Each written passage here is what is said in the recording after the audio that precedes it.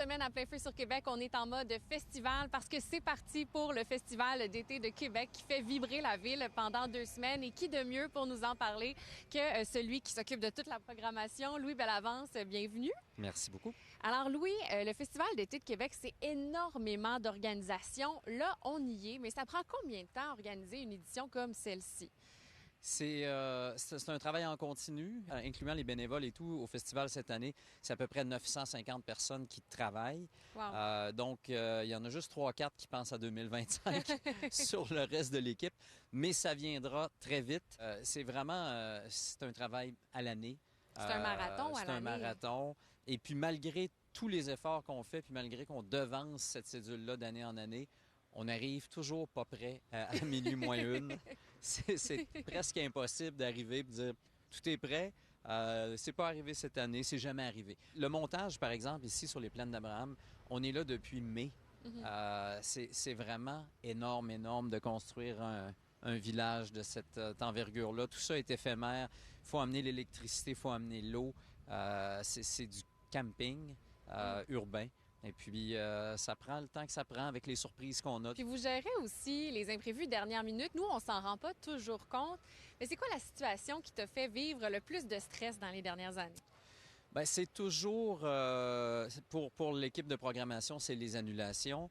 Pour le reste de l'équipe, j'imagine que ça tourne autour de la température, qui est un bon stress pour nous aussi. Mais les annulations, l'an dernier, on en a eu une quinzaine. Des têtes d'affiche sur toutes les scènes, vraiment intenses. Quand ces situations-là arrivent, on n'en parle pas, on ne communique pas, on se met en mode solution, on attend d'avoir trouvé un artiste pour remplacer. On veut pas installer un malaise puis que les gens se posent la question qui va remplacer, il se passe quoi. Donc, on annonce le retrait et l'ajout. Et ça, c'est vraiment des situations extrêmes. Tu jases beaucoup avec les artistes. La question qu'on doit te poser souvent, c'est qui l'artiste le plus sympathique que tu as rencontré depuis tes débuts au Festival d'été? Ça, c'est intéressant parce que il n'y a pas une espèce de corrélation superstar, pas accessible, Ouais. petit artiste gentil. Tout est possible. Il y a des très gentils à tous les niveaux. Il y en a des moins le fun à tous les niveaux. Okay. Je vous donnerai pas les plus désagréables parce que des fois, ça peut briser le rêve qu'on a. Puis dans les plus sympathiques et peut-être les plus importants, je pense que tout le monde connaît Dave Grohl. C'est pas surfait. C'est lui, ce que les gens voient à la télé ou dans toutes sortes de circonstances. Il y a juste un Dave Grohl, c'est celui-là. Dave Grohl, l'avant-dernière fois, il jouait le lendemain de Shawn Mendes, puis il m'avait demandé de l'escorter en arrière-scène, d'aller le chercher à l'hôtel avec sa fille qui voulait rencontrer Shawn Mendes. Wow. Genre d'affaire absurde, spécial. Fait que t'as passé un moment avec Dave Grohl. J'ai passé un Shawn moment Mendes. avec eux, de dire à Shawn Mendes que Dave Grohl voulait le rencontrer, puis il était comme... Really? Wow. OK. J'adore. Sa fille veut une photo avec toi. C'est Dave qui dit est-ce qu'on peut prendre une photo? Lui, il est comme comprend pas ce qui se passe. Je me rendrais pas à 5 des histoires comme ça sur 25 ans de vie. Bon, je me rendrais peut-être à 5, mais c'est ça. Il y en a pas beaucoup. Quand ça arrive, on est content, mais on fait pas ça pour ça. On fait ça pour...